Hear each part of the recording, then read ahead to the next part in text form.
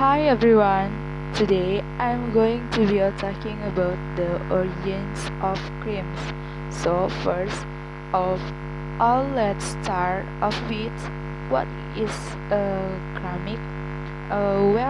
Generally speaking, ceramics are what you get when you're apply heat to certain inorganic non-material solidity and then allow them to cool.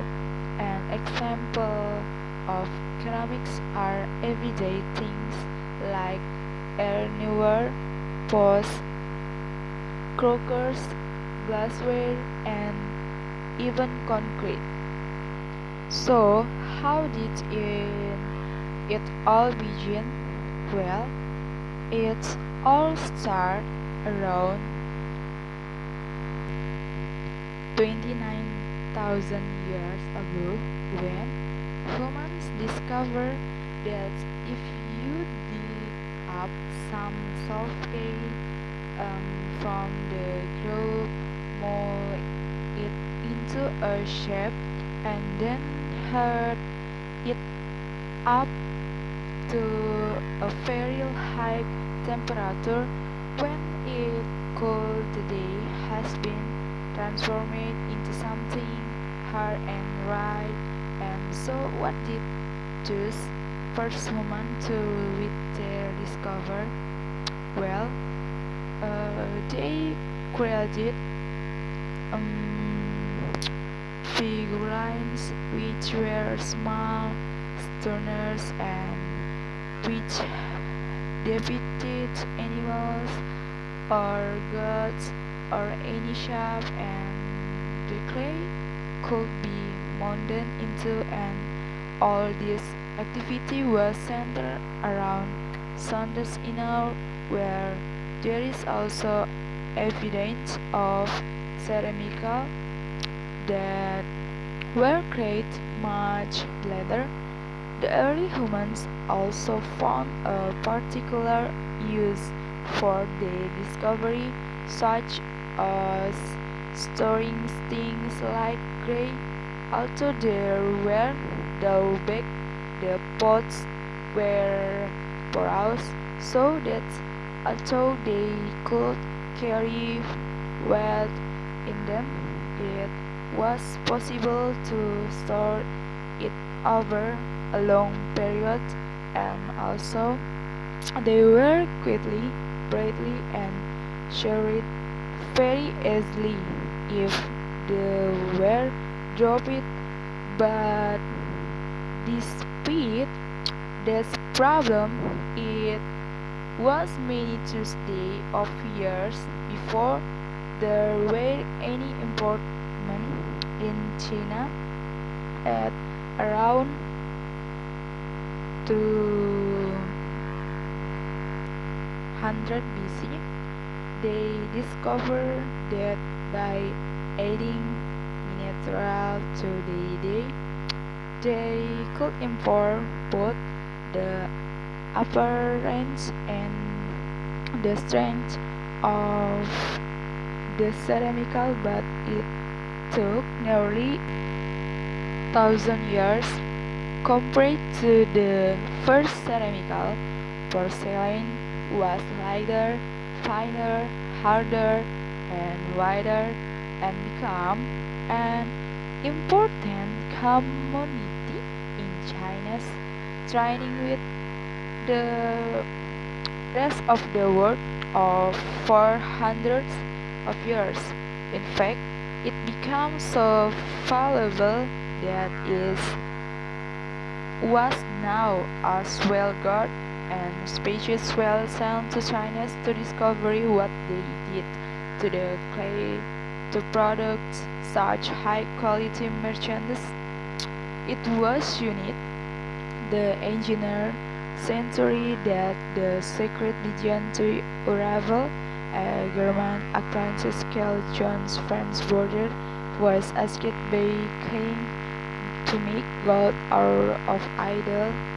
Unfortunately, Border failed to activate this and so given, but in order to please the king, he attended firm to make high-quality prototype, and after many years of experience, he discovered that by adding quartz and a material China's turned to very high-quality clay, he managed to get the same result that the Chinese and had been activating for the last 1,000 years. We have now look at another ceramical which is made from mixing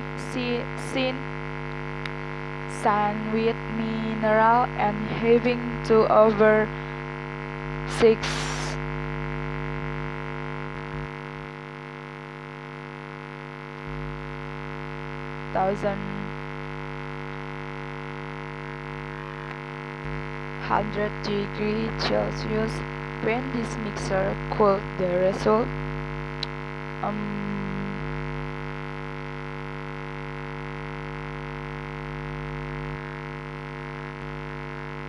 is of course glass.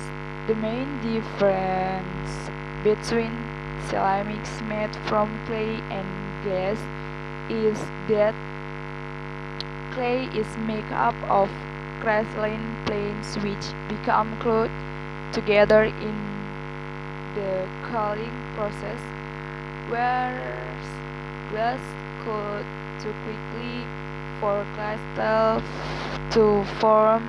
Apart from that, the process of heating up naturally occurring material to transform is the same.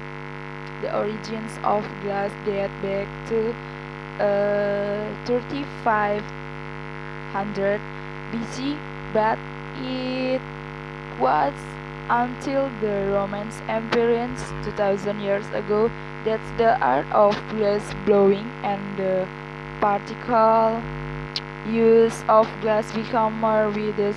One of the more innovation use was to use it in windows, as up until then they had just been holes in walls. It must have been very dirty in Tuesday. The Romans were also responsible for inventing courage, and although the origins are uncertainly experienced that this is large due to the high level of volcanic activity in the area. The Romans observed that wet volcan acts the mixer with water and the coals, it gets extremely hard and almost impossible to break up. The chemical reaction to follow is very complex and continue for many years, and the concrete just keeps getting harder. Evidence of this is the numerous Roman remains that are still standing, many of which are almost completely intact. One of the most important facts about concrete for the Romans was that it can be created underwater.